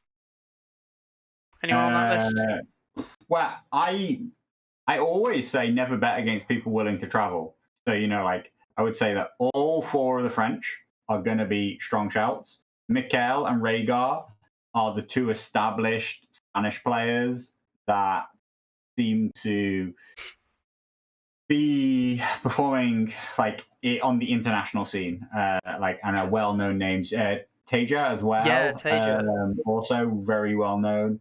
They seem like the obvious shouts to me. I don't recognize many of the other names, but obviously they're all going to be pretty regular opponents and club mates of very good players. So it looks like a pretty good standard. Nakip and Martell are 2 friends of Mikel's in his playgroup, and I know Nakip actually has been doing some forays onto the online scene over the last, not so much recently, but a couple of weeks back. He was definitely online a lot more, and he was doing pretty well. So he's definitely not a name to put down. But yeah, most of them obviously not names I am familiar with.